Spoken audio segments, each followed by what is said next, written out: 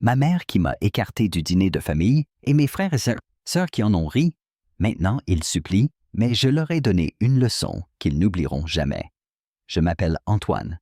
J'ai 32 ans.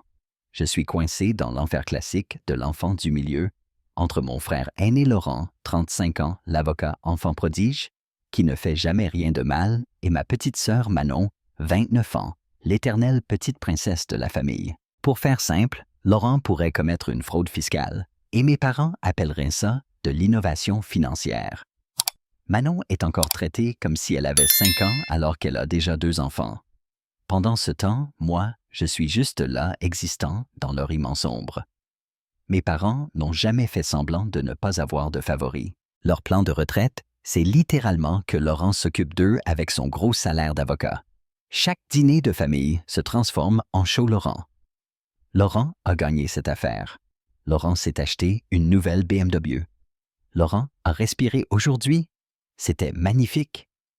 Une fois, j'ai mentionné avoir reçu le prix de professeur de l'année à mon école et mon père a littéralement dit « C'est bien, passe-moi les pommes de terre. » Je ne plaisante même pas. Il y a 4 ans, j'ai commis le crime ultime. J'ai épousé Camille 31 ans. Mes parents la détestent parce qu'elle n'est pas assez raffinée pour la prestigieuse famille Dubois. Elle rit trop fort, elle dit ce qu'elle pense. Et elle n'a pas fait une grande école. Et elle est institutrice en maternelle, ce qui, selon ma mère, est juste du babysitting déguisé. L'ironie, c'est que ma mère attend de Camille qu'elle garde les enfants infernaux de ma sœur tous les week-ends. Nous sommes connus comme le couple de l'éducation dans une famille qui ne respecte que les carrières à 6 chiffres. À Noël, il y a 2 ans, mon père a même demandé à Camille, quand elle comptait trouver un vrai travail, parce que forcément, jouer avec des enfants toute la journée, ça ne peut pas être épanouissant. Elle a failli le planter avec une fourchette. Et honnêtement, je ne l'aurais pas arrêté. Mais voilà, pendant des années, je me suis tué à essayer de gagner leur approbation. Je vais à toutes les réunions familiales. J'écoute des heures de louanges sur Laurent. Je convainc Camille de garder les enfants de Manon chaque fois qu'elle demande, parce que c'est la moindre des choses pour la famille. Les mots de mes parents, pas les miens. J'ai tout fait pour être le bon fils qu'ils voulaient, mais ce n'est jamais assez. Ils n'ont aucune idée que je travaille comme un fou avec des petits boulots à côté. Je donne des cours en ligne jusqu'à minuit la plupart des soirs. Je développe des programmes scolaires le week-end. Je fais du conseil éducatif des cours d'été chaque année. Tout ça pour économiser pour quelque chose de grand qui les rendrait peut-être enfin fiers de moi. Ils pensent que je me débrouille juste avec mon salaire de prof. Mon père a déjà eu le culot de dire que je devrais prendre un petit boulot pour contribuer plus à la famille, alors que j'étais littéralement en pause de mon 3e job de la journée. Et Camille, il l'utilise comme nounou gratuite. Manon m'envoie des textos du style « Tu gardes les jumeaux demain 8 heures. » Merci. Ce n'est pas une question, pas une demande, juste une évidence. Mais quand Camille a eu la grippe l'hiver dernier et que j'ai demandé si quelqu'un pouvait passer avec des médicaments, silence radio. 5 jours plus tard, ma mère a juste envoyé. Elle est encore malade, super utile. Ma mère a cette façon incroyable de tout minimiser. Le mois dernier, j'ai parlé d'un élève en difficulté qui avait enfin eu un déclic et lisait maintenant au niveau de sa classe. Sa réponse. C'est mignon chérie, mais tu as vu le nouvel article de Laurent dans la revue de droit. Elle n'a même pas attendu ma réponse avant de me coller son téléphone sous le nez avec l'article de Laurent affiché. Mais je me disais depuis des années qu'il finirait par changer. Qu'un jour, il verrait combien nous travaillons dur, combien nous essayons de contribuer, combien nous tenons à eux. Je leur trouvais des excuses. Ils viennent d'une autre génération. Ils montrent leur amour différemment. La famille, c'est compliqué. Toutes ces bêtises qu'on se raconte pour ne pas admettre que notre famille, c'est nul. Puis il y a eu ce dîner de famille qui a tout changé. Et j'ai compris que je n'imaginais rien du tout. Je vous donne un peu de contexte. Ces dîners de famille mensuels existent depuis que je suis enfant. Le premier dimanche de chaque mois. Toute la famille élargie débarque. C'est une tradition Dubois. La maison de mes parents devient une vitrine des réussites de chacun. Nouvelles promotions, voyages, achats, tout est annoncé et célébré. Sauf les miens, évidemment. Une fois, j'ai parlé d'une augmentation. Mon oncle a demandé si ça voulait dire que je pouvais enfin m'offrir une nouvelle voiture. Je conduisais une Honda de 3 ans. Mais le mois dernier, j'ai reçu ce texto de ma mère Antoine chérie, on annule le dîner de famille demain. Ton père et moi sommes épuisés et l'argent est un peu serré en ce moment. Peut-être le mois prochain. J'ai déjà reçu des textos comme ça et à chaque fois je me sens comme une merde, comme si je ne valais pas assez pour qu'on fasse un effort. Mais cette fois, c'était différent. J'avais quelque chose d'énorme de prévu. En fait, j'économisais depuis des années, avec du tutorat, des cours d'été, des programmes, du conseil éducatif. Tout ça, sans que ma famille soit au courant pour offrir à mes parents un SUV neuf. Leur vieux minivan tenait avec du scotch et des prières. À ce moment-là, j'avais déjà versé un acompte signé les papiers et je comptais les surprendre à ce dîner. Un énorme sacrifice financier pour enfin leur prouver que je valais quelque chose. Donc j'ai répondu « Pas de souci, maman. Reposez-vous bien. » Mais ensuite, je me suis dit « Et si je passais quand même pour leur remettre les clés histoire de marquer le coup? » Camille pense que je suis trop généreux, mais elle me soutient parce qu'elle est littéralement la meilleure personne que je connaisse. On se rend là-bas et qu'est-ce que je vois? Des voitures partout. La BMW de Laurent, la Mini Cooper de Manon, l'Audi de mon oncle, la Lexus de ma tante, les voitures de mes cousins, toute la galaxie du bois en fait. C'est quoi ce bordel? Dit Camille en serrant mon bras. Je me gare en face et je reste assis là une minute. Camille me regarde avec ce regard qui veut dire qu'elle a tout compris mais attend que je réalise. C'est peut-être un truc de dernière minute, je tente sans conviction. Antoine me dit, Camille sur un ton qui veut dire « Arrête de te voiler la face ». Je sors et je marche jusqu'à la maison. À travers les fenêtres, je vois tout le monde, mes parents, Laurent, Manon, tante, oncle, cousins, tous autour d'un buffet immense. Ils rient, ils passent les plats. Laurent lève son verre pour un toast. C'est bien le dîner mensuel qu'il prétendait avoir annulé. Je sonne à la porte. Ma mère ouvre et son visage essaie d'être content de me voir, mais elle est clairement agacée. « Antoine, qu'est-ce que tu fais là? » Elle bloque la porte comme un videur à l'entrée d'un club où je ne suis pas assez cool pour entrer. J'ai reçu ton texto pour annuler le dîner, je dis sentant quelque chose de dur dans ma poitrine. On dirait que vous avez trouvé une solution finalement. Elle ne fait même pas semblant de cacher son irritation. Oui, mais là c'est différent. C'est pour les gens qui contribuent vraiment à la famille. Je reste bouche bée devant tant de franchise. Quoi fait pas l'étonné, me lance ma mère en levant les yeux au ciel. Laurent vient de devenir associé dans son cabinet, le mari de Manon a eu une grosse promotion. Tout le monde ici a quelque chose à célébrer.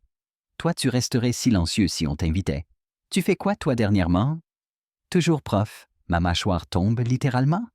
Tu es sérieuse, là? Elle fait un geste de la main blasée. Ce n'est rien de personnel, Antoine. On voulait juste une soirée pour célébrer le succès. Ça aurait été gênant pour toi? Derrière elle, Laurent lève son verre avec son sourire suffisant. Mon père ne prend même pas la peine de se lever. Il a juste l'air agacé par l'interruption. Je vois toute ma famille élargie, tante, oncle, cousin, tous ceux qui m'ont toujours connu, participant joyeusement à un dîner auquel je n'étais pas assez bien pour être invité. On fête les gens qui réussissent, Saint-Antoine. Peut-être que quand tu auras un vrai boulot ou que tu feras quelque chose qui mérite d'être célébré, tu pourras venir. Camille avance. Comment osez-vous? Je lui fais signe de ne pas insister. Ça n'en vaut pas la peine, je murmure. Je ressens un étrange calme. C'est la confirmation de tout ce que j'ai toujours su sans jamais vouloir l'admettre. Tu sais ce qui est ce drôle, maman? Je dis avec un petit sourire. Je venais justement pour vous faire une belle surprise. Ça fait 3 ans que j'économise pour ça. C'est chez le concessionnaire payé comptant. Mais vous ne le méritez définitivement pas. Ses yeux s'agrandissent de choc. C'est quoi, Antoine attend? Au revoir, maman. Profitez bien de votre fête. Je tourne les talons et repars avec Camille pendant que ma mère m'appelle. Je ne me retourne pas même quand je l'entends crier mon nom. La porte se ferme dans un clic final. Ça vient vraiment d'arriver, chuchote Camille. Ouais, je réponds étrangement calme. Mais tu sais quoi? C'est la dernière fois que ça arrive. On retourne dans la voiture et je reste là les mains crispées sur le volant, les jointures blanches. Camille pleure à côté de moi. Pas parce qu'elle est triste, mais parce qu'elle est furieuse. Voilà ma femme. Elle ne pleure pas quand elle a mal, elle pleure quand elle est en colère. Je suis désolé, je dis. Ne t'excuse surtout pas pour eux, me coupe-t-elle. Ce sont des gens horribles. Au moins maintenant, on pourra utiliser l'argent du SUV pour quelque chose de mieux, je tente. Camille secoue la tête. Je n'arrive pas à croire que tu leur as parlé de la voiture comme ça. La tête de ta mère, par contre? Elle laisse échapper un petit rire à travers ses larmes. Je savais que c'était trop acheter une voiture, tu avais raison. J'ai soutenu parce que je savais que ça comptait pour toi, mais Antoine, ils ne te méritent pas. Ils ne t'ont jamais mérité. Plus maintenant, dis-je sortant mon téléphone pour appeler le concessionnaire Renault. J'arrête d'essayer d'acheter leur amour. Le vendeur est perdu quand je lui annonce que j'annule l'achat. Mais, Monsieur Dubois, vous étiez si enthousiaste. Oui, eh bien, les plans changent, je réponds. Ils n'en auront finalement pas besoin. En raccrochant, Camille me regarde fièrement, mais aussi inquiète. Ça va? Pas vraiment, je réponds honnêtement. Mais ça ira. Ce soir-là, on commande des plats à emporter, on met un film débile et on fait comme si tout était normal. Mais mon téléphone explose de messages de la famille. Pas d'excuses, attention, seulement des exigences. Ma mère, Antoine, il faut que tu gardes les enfants de Manon jeudi. Elle a un événement important. Mon père. Ta mère dit que tu fais des histoires, arrête immédiatement. Laurent, mec, maman, est-ce furax que tu sois venu hier soir? Tu sais bien que ces dîners sont réservés à ceux qui contribuent. Manon. Vous pouvez prendre les enfants ce week-end et ramener les jeux éducatifs dont tu as parlé. Je bloque leur numéro. J'éteins mon téléphone, je le jette sur la table basse. Camille lève un sourcil. Tu ne réponds pas. Non, je dis en croquant dans ma pizza. Je suis officiellement en grève du Cirque du Bois. Il était temps, dit-elle. Les 3 semaines suivantes, c'est comme si je vivais dans un autre monde. Fini de courir après des gens qui ne seront jamais satisfaits. Fini de redouter les dîners du dimanche, où je suis invisible, sauf quand on a besoin de moi. Mais comme ils ne pouvaient plus me joindre, mes parents sont venus 2 fois à notre appartement de Montreuil. On n'a pas ouvert. Ils ont laissé des mots sur la porte, disant que je suis immature et que je brise le cœur de ma mère. Comme si ce n'était pas eux qui m'avaient brisé le cœur, moi. Je balance les messages à la poubelle sans y penser. Puis un truc inattendu arrive. Une de mes applis éducatives décolle vraiment. Ce projet que je développe en secret depuis des années, un programme interactif pour les élèves en difficulté, est mis en avant dans des revues d'éducation. Soudain, je reçois des offres. De grosses offres. 3 ans que je construis ce programme en secret, que je le teste avec mes élèves, que je le peaufine le soir et le week-end. Ma famille n'en savait rien, parce qu'ils ne demandaient jamais ce sur quoi je travaillais. Pour eux, c'était juste le petit truc de prof d'Antoine. Maintenant, un grand éditeur éducatif veut l'acheter. Le montant proposé a plus de 0 que tout ce que j'ai jamais vu sur mon compte. Camille hurle de joie en voyant l'email. On parle d'argent qui change une vie. Le genre d'argent que ma famille respecterait enfin. Je commence à croire que cette coupure va marcher quand ma tante Hélène, celle qui a toujours été sympa avec Camille et moi, appelle. Je décroche parce que Hélène n'a jamais fait partie du cirque toxique. Antoine, chuchote-t-elle, comme si elle révélait un secret d'État. Tu es au courant pour Laurent. Quoi, je demande, essayant de ne pas avoir l'air trop intéressé. J'étais pas mal parti pour oublier tout ce cirque. Il en a été viré il y a 3 mois, dit-elle, toujours en mode agent secret. Je manque de faire tomber mon téléphone. Quoi, la grosse affaire, Morrison? Il l'a complètement foiré. Il a manqué un délai, a essayé de le cacher, et le cabinet a perdu des millions. Ils l'ont viré sur le champ. J'ai du mal à digérer. Il était pourtant bien là, à ce fameux dîner, à porter des toasts et à se vanter. Tout est du cinéma, Antoine. Il fait croire qu'il est en congé sabbatique, mais en fait, il est au chômage. Il survit avec des petits boulots de conseil juridique. L'enfant prodige, le plan retraite, le fils préféré, au chômage. La belle affaire. Tu sais ça comment le fils d'un voisin travaille dans le même cabinet. Ragot de bureau. Laurent lui a fait promettre de ne rien dire, mais tu sais, ça finit toujours par sortir. Après avoir raccroché, je reste assis là 20 minutes. Toute la dynamique familiale reposait sur la réussite de Laurent. Mes parents ont toutes misé sur lui émotionnellement et pratiquement, parce qu'il était leur ticket pour une retraite confortable. Et il a menti à tout le monde pendant des mois. Une partie de moi a pitié de lui. Une autre se sent vengée. Et honnêtement, une petite partie mesquine jubile. Après des années à être comparé à Laurent, le super avocat, découvrir que c'est Laurent le chômeur est satisfaisant. Mon téléphone sonne encore. C'est Laurent en personne. Salut, dit-il, rien à voir avec le mec suffisant du dîner. On peut se voir prendre un café? Pourquoi je demande sans chercher à être sympa? Long silence. J'ai juste besoin de parler à quelqu'un qui n'est pas maman ou papa. On se retrouve au café du coin à mi-chemin entre nos apparts. Laurent a mauvaise mine mal rasée en sweat à capuche au lieu de ses fringues de marque habituelles. On dirait qu'il se déguise en gars normal. Alors, ce congé sabbatique, ça va. Je lance une fois nos cafés servis. Il relève la tête d'un coup. Qui t'a dit? Est-ce que ça change quelque chose? C'est vrai, non? Il se ratatine-touille son café frénétiquement. J'ai merdé Antoine. Vraiment merdé l'affaire Morrison. J'ai raté une échéance, j'ai voulu le cacher. Ils m'ont viré, et nos parents pensent que tu es toujours le golden boy. Je ne peux pas leur dire. Tu sais comment ils sont.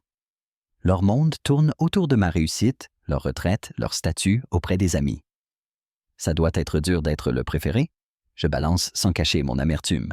Ils rigolent vraiment. Tu crois que c'est facile d'être le préféré? La pression les attente. Au moins, personne n'attend rien de toi. Tu peux juste être prof et tout le monde trouve ça normal. Je le fixe. Tu es sérieux?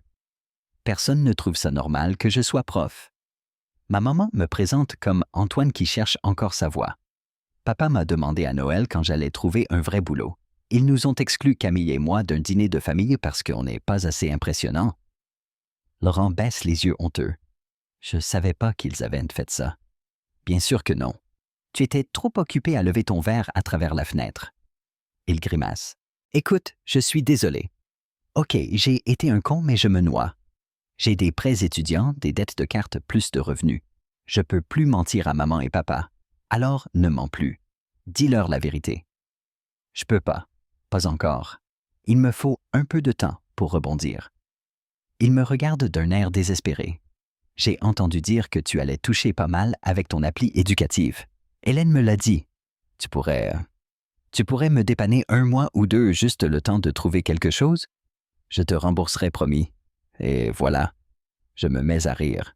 Je ne peux pas m'en empêcher. Qu'est-ce qu'il y a de drôle, l'univers? Il a un drôle de sens de l'humour. Je me lève pour partir. Donc tu ne m'aideras pas. Non, je dis en claquant le N. Ça fait des années que je me tue pour un bout d'approbation dans cette famille, que je force ma femme à garder les enfants de Manon, que je bosse 3 jobs pour acheter une bagnole à maman et papa. Et la seule fois où j'aurais voulu qu'on me traite comme un membre à part entière, vous m'avez claqué la porte au nez. Donc non, je n'aiderai pas. En sortant du café, j'ai l'impression d'être dans un univers parallèle. Laurent, le fils parfait, l'avocat à succès. Le plan retraite est en fait un désastre. Et il veut que je le sauve avec ma réussite à moi. À la maison, je raconte tout à Camille. Elle reste la bouche ouverte 1 minute. Attends. L'enfant prodige est au chômage depuis 3 mois, ment à tout le monde. Et maintenant, il veut ton argent. Ouais? Et tu lui as dit d'aller se faire voir? Pas dans ces mots, mais il a compris. Elle me serre dans ses bras. Je suis fière de toi. L'ancien Antoine aurait vidé notre compte pour l'aider. Elle a raison. L'ancien Antoine se serait plié en 4 pour sauver Laurent, pour obtenir l'approbation de ses parents, pour être le bon fils même traité comme de la merde. Mais cet Antoine-là a disparu. Je sais que le truc va dégénérer. 2 jours après le café texto d'un numéro inconnu, « C'est ton père. Rappelle-moi d'urgence. Urgence familiale. » Bien essayé, mais je ne tombe plus dans le panneau. Je bloque le numéro. Le lendemain, un autre. « Ta mère est à l'hôpital. Rappelle chez nous. » Je bloque aussi. Samedi matin à 6 heures, ça sonne à ma porte comme si quelqu'un mourait. Je me traîne hors du lit, regarde par le Judas. C'est ma mère furieuse. Je sais que tu es là, Antoine. Ouvre cette porte tout de suite. Je regarde Camille assise dans le lit inquiète. J'ouvre. Elle hausse les épaules. C'est toi qui vois, mais rappelle-toi ce qui s'est passé la dernière fois. Elle a raison. Je retourne à la porte. Maman, il est 6 heures du matin. Rentre chez toi. Pas avant que tu me parles en face comme un adulte, au lieu de te cacher derrière des numéros bloqués.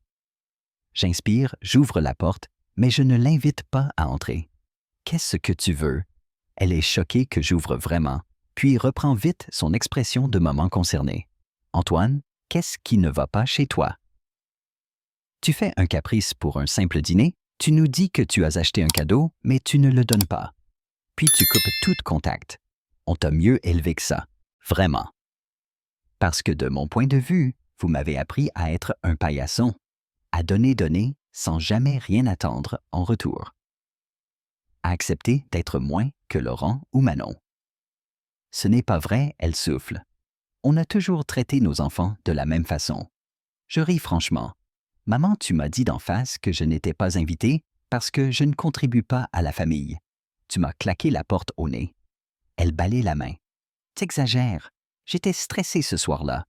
Et puis tu contribues moins que Laurent et Manon. Et toutes les fois où Camille a gardé les enfants de Manon. Les repas de famille où j'étais transparent. Le SUV que j'allais vous offrir? Elle s'arrête. Quel SUV? Le SUV flambant neuf que j'allais vous offrir ce soir-là. 3 ans d'économie. Il est encore chez le concessionnaire. Son visage change. La colère laisse place au calcul. Tu allais nous acheter une voiture? Oui, mais j'ai annulé. Ça ne compte plus. Elle est sonnée. Mais comment tu pouvais te permettre ça? Tu es prof. Je fais des boulots à côté depuis des années. J'ai développé une appli éducative que vient d'acheter un gros éditeur. Je vais toucher un chèque à 6 chiffres, mais vous n'en verrez jamais un centime. Ses yeux s'écarquillent. 6 chiffres pour une appli. Antoine, mon chéri, il y a eu un immense malentendu. Viens dîner ce soir, on en parlera. Ton père sera si fier de ton appli. Non. Mais Antoine, écoute. Elle force sur la voix douce. Tu sais, ton père et moi, on galère depuis que Laurent a des problèmes. On a dû prendre une seconde hypothèque pour s'en sortir. Maintenant que tu réussis, tu pourrais aider.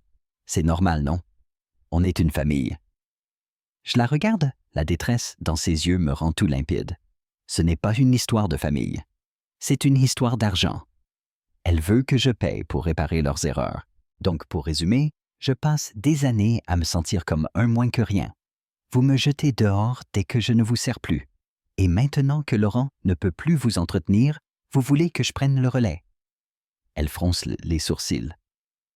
Ne dramatise pas. C'est toi qui compliques tout. Les familles s'entraident. On a été plus que patient avec toi. Il est temps de contribuer. Je secoue la tête. Tout ce que j'ai donné n'a jamais suffi. Ça ne suffira jamais. J'en ai fini. Je lui ferme la porte au nez plus léger que jamais.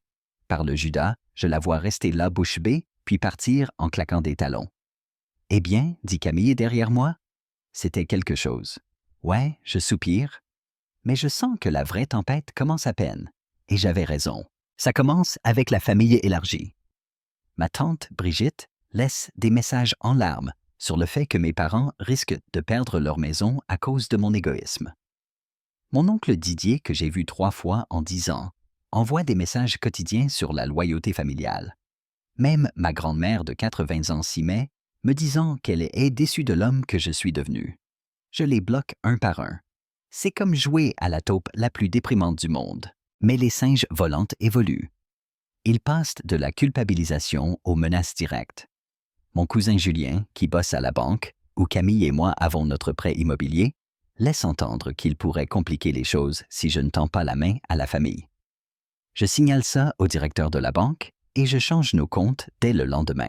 Le pire, c'est quand ils s'en prennent directement à Camille. Ma mère décide que si elle ne peut pas m'atteindre, elle va s'en prendre à ma femme. Elle raconte à qui veut l'entendre que Camille me monte contre la famille, qu'elle a toujours été jalouse de notre lien. N'importe quoi. Des collègues de Camille la regardent bizarrement. Des parents à l'école maternelle posent des questions indiscrètes sur notre situation familiale. Quelqu'un va même jusqu'à faire un signalement anonyme à la directrice disant que Camille a l'air instable et qu'il s'inquiète pour les enfants. Heureusement, la directrice connaît Camille et jette la plainte à la poubelle, mais c'est perturbant. La goutte d'eau, c'est quand Manon débarque à notre appart un dimanche matin à 7h30 avec ses gosses sur le pas de la porte. Je regarde par le Judas. Je vois ma sœur et ses 2 tornades en habit du dimanche. J'ouvre, mais je bloque l'entrée avec mon corps. Manon prend sa voix de mère débordée. J'ai une urgence. Il faut que vous gardiez les enfants juste quelques heures. Avant même que je réponde, elle essaie déjà de les faire entrer en disant qu'elle repassera à midi. Je m'avance dans l'embrasure, ils n'entreront pas. Les gamins ont l'air perdus. Manon est outrée. Non, je dis simplement. Comment ça non? Elle s'étouffe. Camille les garde toujours? C'est la moindre des choses pour la famille. Plus maintenant, j'arrête d'être utilisée par cette famille. Elle laisse tomber la comédie visage fermé. Nos parents ont raison. Tu as changé et pas en bien. Camille t'a monté contre ta propre famille. Tu t'en fiches que nos parents galèrent. Que Laurent soit au chômage, que mon mari fasse des heures sup pour les aider. Vu que toi tu refuses, ma maman m'a dit pour ton appli.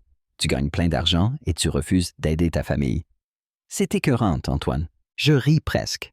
Donc c'est ça. Pas une vraie urgence, juste une tentative d'obtenir mon argent en utilisant tes enfants comme appât. Nouveau record même pour toi, Manon. Désolé pour les enfants, mais tu dois partir. Elle refuse, hausse le ton, dit qu'elle ne partira pas, tant que je n'assume pas mes responsabilités. Les enfants commencent à pleurer. Le plus petit sanglote parce que maman crie. Camille arrive encore en pyjama. Elle sort son téléphone.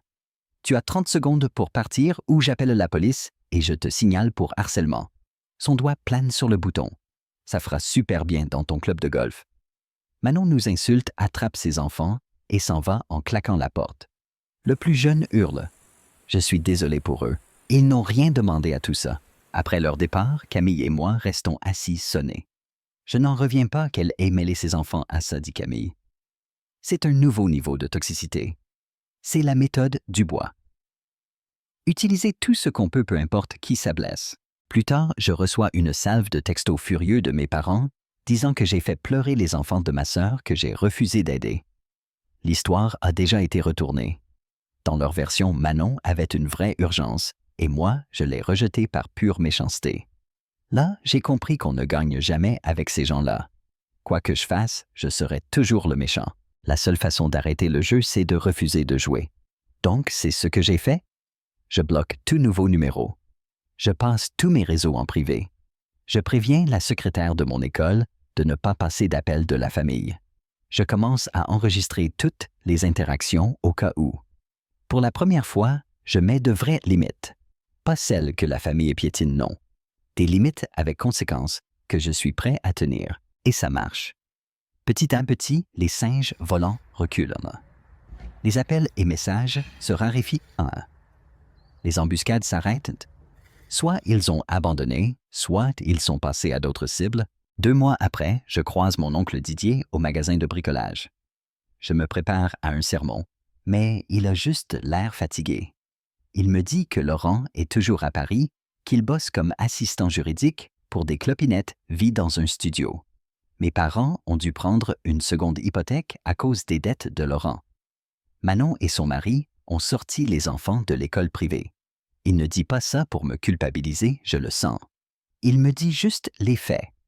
Puis il ajoute, peut-être qu'ils apprennent enfin qu'on ne peut pas toujours compter sur les autres pour s'en sortir. Je hoche la tête sans savoir quoi répondre. Le soir, j'en parle à Camille. Tu crois qu'ils galèrent vraiment, demande-t-elle. Probablement, mais pas autant qu'ils le disent. Ils doivent simplement vivre selon leurs moyens pour la première fois. Et toi, ça te fait quoi? Elle prend sa voix d'institutrice, celle qui me fait toujours sourire. Je réfléchis. Honnêtement, j'espère qu'ils apprendront quelque chose. Sur les conséquences, sur l'importance de ne pas prendre les gens pour acquis, sur ce qui compte vraiment. Camille acquiesce. Et toi, qu'est-ce qui compte pour toi maintenant? Je la regarde, cette femme incroyable qui m'a soutenu dans toute cette folie et je réalise combien j'ai de la chance. Tout ce que j'ai gagné en coupant les ponts avec ceux qui ne m'ont jamais vraiment apprécié. Ça, nous deux construire une vie à nous, pas à eux. Elle sourit, serre ma main. Ça me va. Peu après tout se calme. Je m'habitue à vivre sans mes problèmes familiaux. 2 mois après la coupure, mon téléphone sonne. Numéro inconnu de Paris. C'est Laurent. Il ne cherche pas à me culpabiliser ni à demander de l'argent. Il a l'air différent, humble. Il me dit qu'il est en thérapie, que perdre tout ça a été le déclic dont il avait besoin, qu'il réfléchit beaucoup à la famille, à la rivalité qu'ont installé nos parents, à ce qu'il a gagné et à ce que j'ai perdu. Je suis désolé pour tout. Tu ne méritais pas ça. J'attends la chute, la demande cachée, le petit coup bas. Rien ne vient. Laurent me dit qu'il a recommencé à zéro. La grande carrière d'avocat, c'est fini. Il travaille dans une association d'aide juridique, gagne des clopinettes, mais aide vraiment les gens. Il vit dans un petit appart meublé d'occasion. Pour la première fois, il ne cherche à impressionner personne. Nos parents paniquent. Leur Golden Boy est tombé de son piédestal et ils s'en fichent. Leur plan retraite a explosé. J'ai entendu parler de ton appli. Félicitations, c'est impressionnant. Merci, je réponds prudent. Je ne demande pas d'argent, ajoute-t-il vite, comme s'il lisait dans mes pensées. Je crois que je comprends enfin ce que tu as enduré toutes ces années. Je ne sais pas comment tu as tenu aussi longtemps. Avant de raccrocher, il m'a dit un truc fou. Je t'ai toujours envié. On croit que je suis la déception de la famille, mais toi tu as trouvé ce qui te passionne. Tu as épousé la femme que tu aimais pas, celle choisie par maman et papa. Tu as construit ta vie à toi, pas la leur. Moi j'avais le titre de préféré, mais toi tu avais la liberté. Pour mes parents et Manon Silence Radio. Pas de coup de fil, pas de lettres d'excuses, rien. Juste de temps en temps, des nouvelles de Laurent, sur leur dernier drame, la maison qu'ils ont dû vendre, leur club de golf, qu'ils ont quitté le mari de Manon, qui l'a quitté après avoir découvert ses dettes. Je réalise que certaines personnes ne changent jamais, n'admettent jamais leur tort, ne voient jamais au-delà de leurs propres besoins. Que la paix vient rarement de leurs excuses, mais du fait que moi, j'ai trouvé la paix sans eux. La semaine dernière, j'ai eu une promotion coordinateur pédagogique pour tout le district. Il y a 5 ans, j'aurais appelé mes parents pour avoir leur approbation. À la place, j'ai fêté ça avec Camille et des amis qui me respectent. Laurent m'a envoyé un texto de félicitations. Mes parents n'en sauront jamais rien et ça me va. Mieux que ça, je m'épanouis. Le dîner mensuel. Dubois existe toujours, paraît-il. Il glorifie maintenant un cousin qui a monté une boîte tech. Mais quand je passe devant la maison de mes parents le premier dimanche du mois et que je vois toutes les voitures devant, je ne ressens plus ce pincement d'exclusion. Je me sens juste libre. Et le SUV que j'allais leur offrir, j'ai utilisé l'argent pour créer une bourse d'études pour des enfants défavorisés. Chaque année, la bourse Dubois Première Génération aide un élève à devenir le premier de sa famille à aller à l'université. C'est la meilleure revanche possible. Prendre l'argent que j'aurais gaspillé à acheter l'amour familial et l'investir pour changer vraiment une vie. Finalement, la plus grande revanche contre ceux qui pensent que tu ne vaux rien, ce n'est pas de leur prouver qu'ils ont tort. C'est de ne plus rien avoir à leur prouver du tout. Ma famille toxique m'a exclu moi et ma femme d'une réunion. J'ai découvert qu'ils ne valorisaient que l'argent et le statut. J'ai coupé les ponts et quand ils sont revenus en rampant pour de l'argent après que mon frère Chouchou ait perdu son boulot, j'ai refusé. Maintenant, je suis plus heureux que jamais et même mon frère voit enfin qui sont vraiment nos parents.